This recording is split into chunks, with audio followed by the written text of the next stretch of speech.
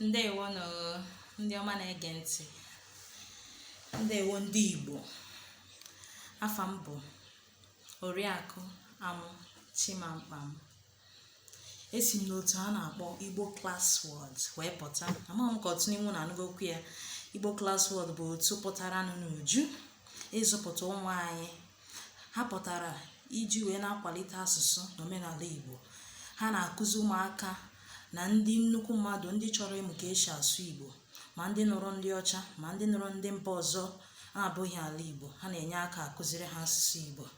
Biko gaa na Facebook, just ị gaa na Igbo Class World, ị ga-afụ ebe ị ga-like page a ka ị na-esonyere anyị n'ọtụtụ ihe, na-ezisakwa ndị mmadụ ozi. Ị gakwa na YouTube anyị, biko ị subscribe ọ na-share the information. Ihe a bụ ezigbo ihe.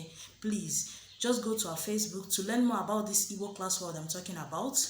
Go to our Facebook, then you subscribe, go to our Facebook, like our page, then you go to our YouTube and like it, then share it. You will learn more, you will not regret it. Ndị a malitere n'ikuzi ụmụ anyị ka esi agụ abịachede. Ha bịara ofe n'elu, ha malitere n'ikuzi ụmụ anyị ka esi agụ abịachede iji amebe mkpụrụ okwu dị iche, ịmụ maka omenala dị iche iche dịka nke anyị nwere n'ụbọchị nke taata. Biko nụ chetakwanụ Igbo Class World, gaanụ biko subscribe ọrụ anyị. Ihe anyị nweta na-atụfughị oge bụ ọjị. Dịka nsogbu na anyị na-ewebatara unu ihe gbasara omenala Igbo. Ọjị Igbo. Ị na-anya n'ihe m ji n'aka, ihe m ji n'aka bụ ọjị. That's kola nut. That's what we call it in English. Ọjị. Unu asịkwana na m na-asụ bekee, m ga na-etinye bekee maka ụmụ ọtụtụ n'ime ụmụ anyị amaghị ka esi asụ Igbo. Ha anaghị anụ ya. Achọrọ m ka ha na-aghọta ihe anyị na-ekwu. Ọjị, kola nut. That's we call it kola nut. Nya ka anyị na-akpọ ya na bekee. Nya ka anyị nwere taa. Na-atụfughị oge, ọjị a m ji n'aka bụ mkpụrụ osisi a na-enweta n'osisi a na-akpọ ọjị. We get this kola nut from a tree called kola nut tree.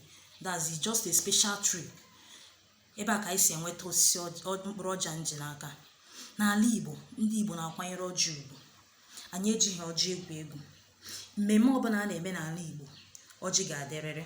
Any celebration in Igbo land, there must be kola nut. Without kola nut, the celebration can never begin. They must, the person celebrating must bring kola nut before ndị mmadụ ebido mewe ihe.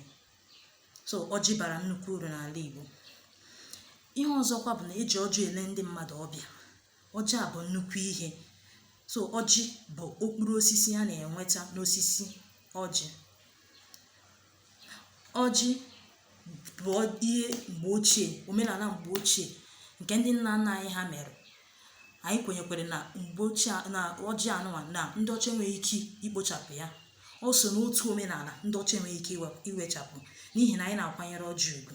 Ndị Igbo hụrụ ọjị n'anya.